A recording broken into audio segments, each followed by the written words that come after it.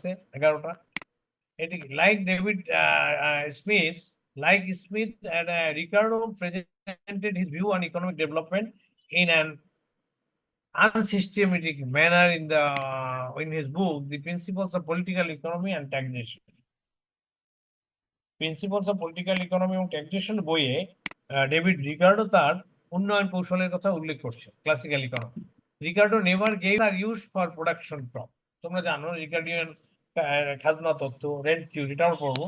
রিকার্ডের rent থিওরিটা একটু পড়তে হয় না, এটি বোঝা যায় না। সেটা হলো যে রিকার্ডো বলছে যে সমস্ত ল্যান্ডই চাষাবাদের আওতায় আনতে হবে। All lands are use for production of crops. এখানে ল অফ ডিমিনিশিং রিটার্ন কার্যকর হবে। The simply supply of land is fixed, ল্যান্ডের সাপ্লাই বাড়ানো যাবে না। Demand, labour and capital are available input. ল্যান্ডকে পরিচালনা করার জন্য দুইটা ইনপুট লাগবে, এটা হলো লেবার আর capital. State of technological knowledge is given, এটা constant. All workers are paid subsistence wage. আমাদের এই থিওরিটাও একটু বুঝতে হবে যে সাবসিস্টেন্স ওয়েজ থিওরিটা কি। All labours are paid subsistence wage. আর এটাও একটু দেখতে হবে প্রোডাকশন পারপাস, রেন্ট থিওরি।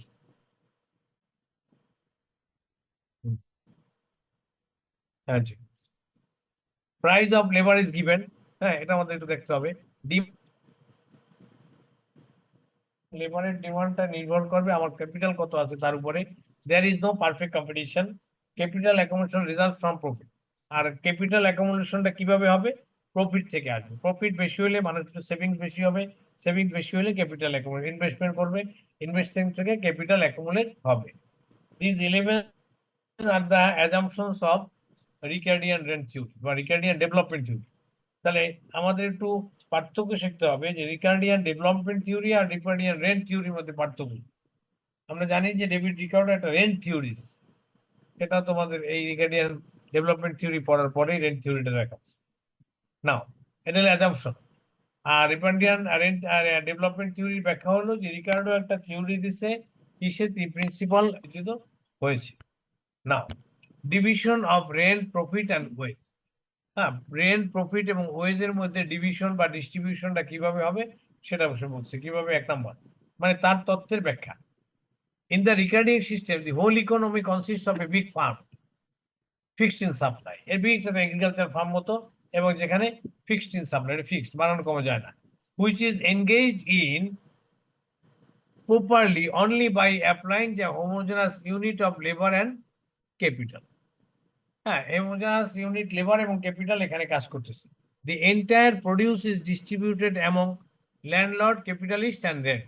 এবং টোটাল যে আউটপুটটা হবে তোমার এন্টারপ্রাইজটা থেকে যে ফলটা আসবে সেটা ল্যান্ডলর্ড, ক্যাপিটাল এবং রেন্টের মধ্যে distributed among landlord, capitalist, capitalist as rent.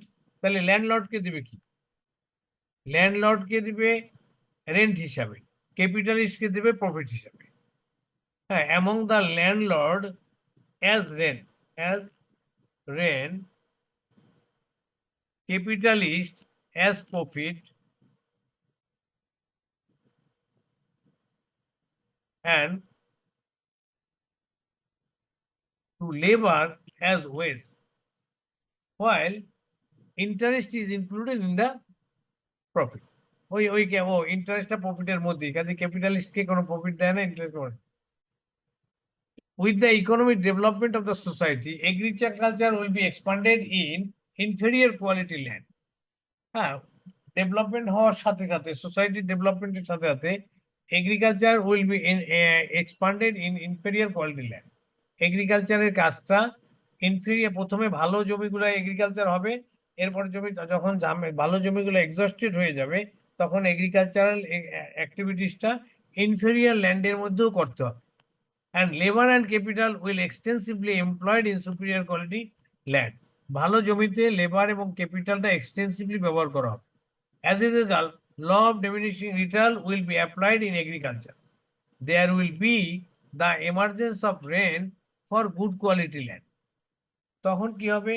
যখন ল অফ ডিমিনিশিং রিটার্ন কাজ করবে এবং ভালো জমিগুলা ব্যবহার শেষ হয়ে যাবে, প্রয়োজনের তাগিদে দ্বিতীয় গ্রেডের জমিও চাষাবাদের আওতায় আনতে হবে, তখন এই দ্বিতীয় গ্রেডের জমি আর প্রথম গ্রেডের জমির যে প্রফিটের পার্থক্য, প্রোডাক্টিভিটির পার্থক্য, এইটা মালিক রেন্ট হিসাবে দাবি করবে। হ্যাঁ, the emergence of rent for good quality land. Rent will be increased in proportion to increase the in total output in agriculture. But in industry, the law of diminishing return will not apply, though increasing labor and capital are employed. As a result, price of agricultural product will increase more compared to industrial product. কথাটা বুঝছো কিনা? কথাটা হলো যে এটি rent theory, যে প্রথম স্টেপে যেটা বলছে যে প্রথম দিকে মানুষ কম ছিল, জমি বেশি ছিল জমিদারদের হাতে। তখন জমিদারদের কাছ থেকে এই এই প্রজারা জমি নিত চাষের জন্য, যে আমাদের চাষাবাদ করা দরকার, আপনাদের খাবার দাবার দরকার, অতএব আমাদেরকে জমি দাও। তারা ভালো করে, যারা সবচেয়ে ভালো জমি সেগুলোই তাদের চাষ করার জন্য দিত। আচ্ছা, দেওয়া হলো। তো যখন ভালো জমিতে তারা সম্পূর্ণ লেবার এবং ক্যাপিটাল ইউজ করলো, একটা উৎপাদন হলো এবং জনসংখ্যা আরো বাড়তে লাগলো, জমি তো ব্যবহার করা শুরু করলো। এখন এক পর্যায়ে আবার কিছু লেবার আসলো যে আমাদের তো জমি নাই, আমরা না খেয়ে আছি, তো আমাদেরকে কিছু জমি দেওয়া। তখন জমিদারদের কাছ থেকে প্রথম গ্রেডের জমি শেষ, দ্বিতীয় গ্রেডের জমি, যেটা ওই প্রথম গ্রেড আলাদা চাষাবাদ করে নাই, তাদেরকে চাষাবাদের জন্য দিয়েছে, তোমরা নেও। তারাও তাদের লেবার এবং ক্যাপিটাল পর্যাপ্ত ব্যবহার করে দেখা যায় জমির গুণাগুণের অভাবে জমিগুলা দ্বিতীয় গ্রেডের বিদায় প্রথম গ্রেডের জমি যারা চাষ করছে তারা যে উৎপাদন করছে, দ্বিতীয় গ্রেডের জমির চাষিরা সেই উৎপাদন করতে পারে নাই। যখনই সেটা পারলো না, তখনই জমিদারদের মাথায় আসলো যে ওরাও যা শ্রম দিছে, ক্যাপিটাল দিছে, এরাও তা শ্রম দিছে এবং ক্যাপিটাল দিছে, তাহলে ওদের উৎপাদন বেশি হয়েছে, এদের উৎপাদন কম হয়েছে। তাহলে এই যে বেশি উৎপাদনটা হয়েছে, এইটা লেবারদের কোনো ক্রেডিট না, এটা আসলে জমির গুণের কারণে, জমিটা ভালো ছিল। আর জমির গুণের কারণে যে অতিরিক্ত ফসলটা হয়েছে, এইটা লেবাররা পাবে না, এইটার মালিক আসলে জমিদার নিজে হবে। তখন প্রথম গ্রেডের জমিকে বলল, দ্বিতীয় গ্রেডের জমির থেকে তোমার যে উৎপাদন অতিরিক্ত হয়েছে, এই উৎপাদনটা তুমি খাজনা হিসাবে আমাকে দিয়ে দেবে। এই emergence of rent of good quality lands arise করলো যখন দ্বিতীয় গ্রেডের জমি চাষাবাদের আওতায় আসলো। এভাবে কিছুদিন পর তৃতীয় গ্রেডের জমি যখন দ্বিতীয় গ্রেডের জমি চাষাবাদ হয়, তখন দ্বিতীয় গ্রেডের জমির কোনো খাজনার প্রয়োজন নাই। প্রথম গ্রেড আলাদা খাজনা দিবে, দ্বিতীয় গ্রেডের তুলনায় তার উৎপাদন যত বেশি হয়েছে অতটুকু। Rent is defined as the produce of the earth which is paid to the landlord for its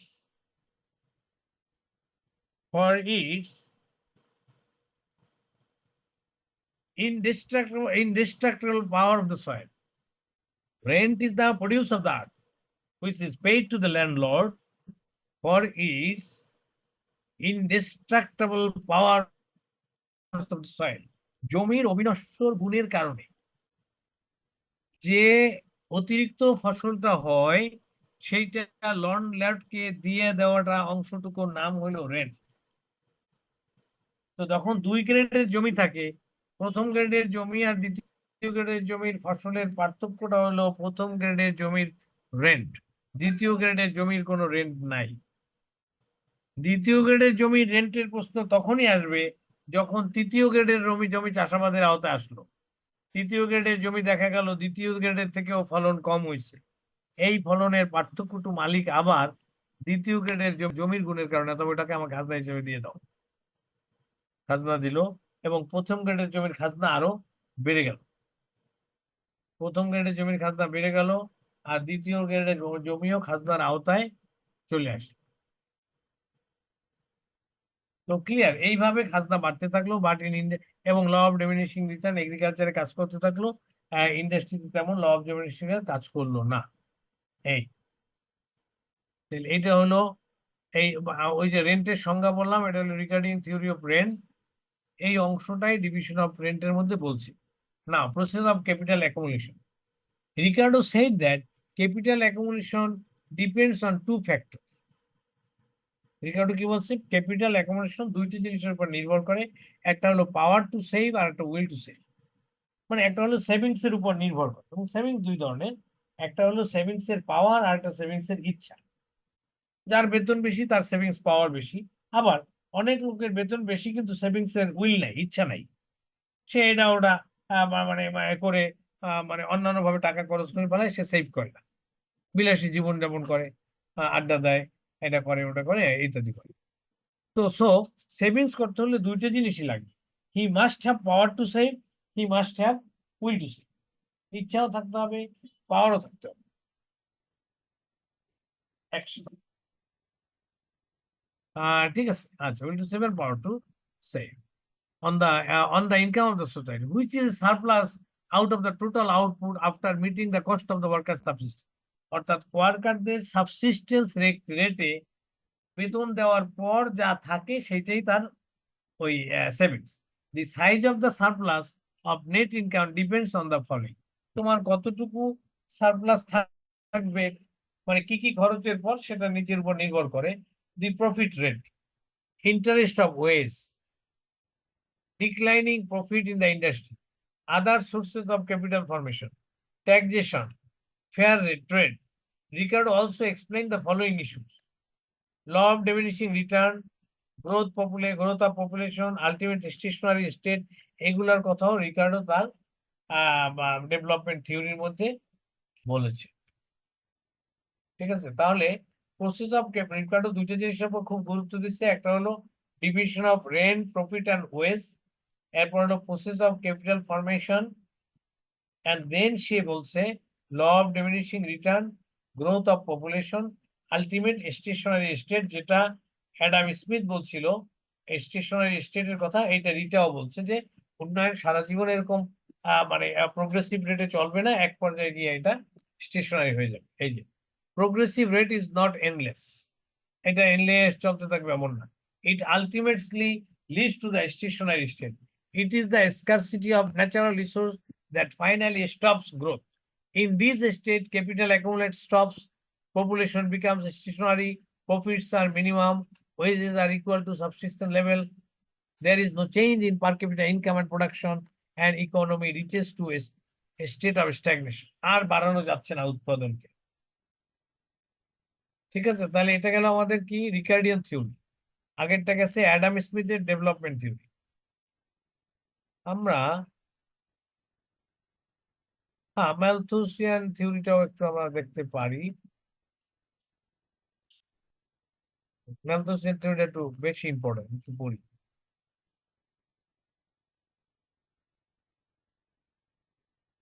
না, ম্যালথুসিয়ান থিওরি কি, আচ্ছা ম্যালথাসের আরো থিওরি আমরা পড়ছি, সেগুলো কি ছিল, পপুলেশন থিওরি, এটা হলো development theory.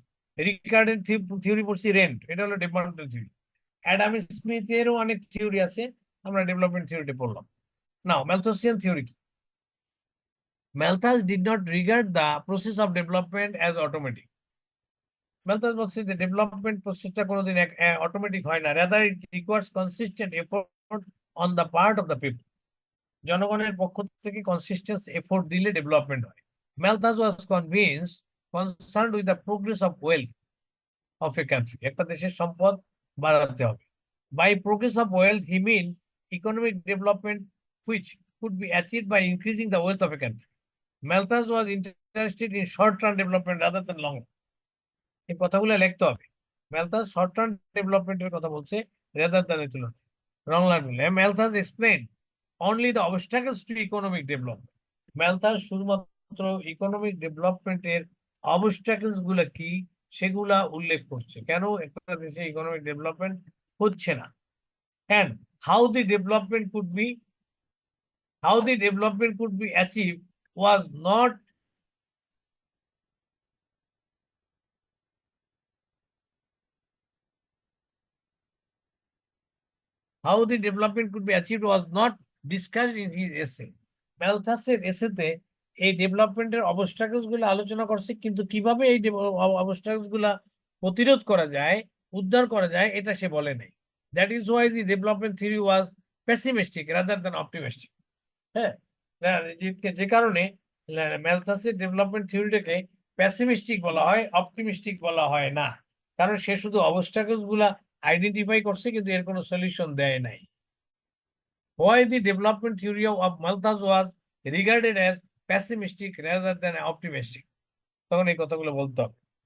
He identified only the obstacles, but the solution was not discussed in his essay. That is why Malthus's development theory was called pessimistic rather than optimistic. Explanation of the theory. He explained the theory under the following subheads. Number one, population growth and economic development. Population growth by itself is not sufficient to bring about economic development. Rather, it is the result of development process. Population growth the development process এর একটা result. Malthus said that an increasing population cannot take place without appropriate increase in wealth. Malthus বলছে যে সম্পদ না বাড়লে population বাড়তে পারে না। হ্যাঁ, মানে পপুলেশন কোনো খারাপ জিনিস না, এটা সম্পদ বাড়ার সাথে সাথে হবে এবং সম্পদ বাড়ার সাথে সাথে পপুলেশন বাড়বে। ঠিক আছে। and process of accumulation, capital accumulation. Process of accumulation is achieved through an increase in higher profit. Profit বাড়লেই capital accumulation হবে। প্রফিট বাড়লেই সালমান, প্রফিট বাড়লেই ক্যাপিটাল অ্যাকুমুলেশনটা হবে। প্রফিট বাড়লে ক্যাপিটাল অ্যাকুমুলেশন বাড়বে, প্রফিট না বাড়লে ক্যাপিটাল অ্যাকুমুলেশন করা সম্ভব না।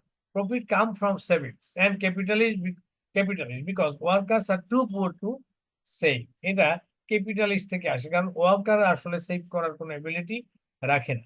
If capitalist save more and spend less on consumer goods, development will be retarded. যদি ক্যাপিটালিস্টরা মোর সেভ করে কিন্তু কনজিউমার গুডস এর পিছনে লেস স্পেন্ড করে, তাইলে ডেভেলপমেন্ট ক্ষতিগ্রস্ত হবে। ক্যাপিটাল বাড়বে আর এই প্রফিটটা বা সেভিংসটা ইউজ করবে তারা ক্যাপিটাল আইটেমের উপর, যন্ত্রপাতি, ইঞ্জিন, মেশিনারি এগুলো কিনবে, আর কনজিউমার গুডস কম কিনবে, তাহলে ডেভেলপমেন্ট ইনক্রিজ করবে, আদারওয়াইজ ডেভেলপমেন্ট রিটার্ড করবে। রিটার্ড মানে মানে স্থবির। তাহলে একটা হলো পপুলেশন গ্রোথটা একটা পজিটিভ লক্ষণ। দুই হলো ক্যাপিটাল অ্যাকুমুলেশনের প্রফিট থেকে হবে, প্রফিট সেভিংস থেকে আসবে। সেভিংস এর যদি স্পেন্ড করে কনজিউমার গুডসে তাহলে ডেভেলপমেন্ট বাধাগ্রস্ত হবে, আর এটা যদি ক্যাপিটাল আইটেমের পিছনে ব্যবহার করে তাহলে ডেভেলপমেন্ট ত্বরান্বিত হবে।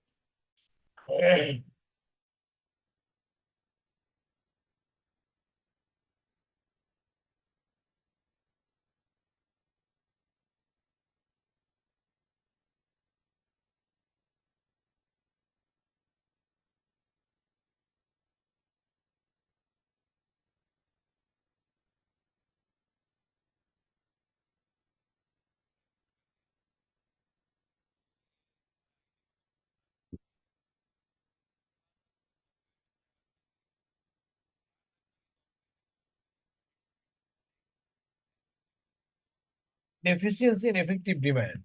It is not true that commodities are always exchanged for one. Commodity সবসময় কমোডিটির সাথে এক্সচেঞ্জ হবে, এটা ঠিক না। বাটার সিস্টেম সারা পৃথিবী চলবে এমন না। In fact the great mass commodities are directly consumed by labour. Consumer মানে কমোডিটির একটা বড় অংশ লেবাররা কনজিউম করে। Since workers who are consumer receive less than the value of the product, they cannot buy all the commodities which lead excessive quantity.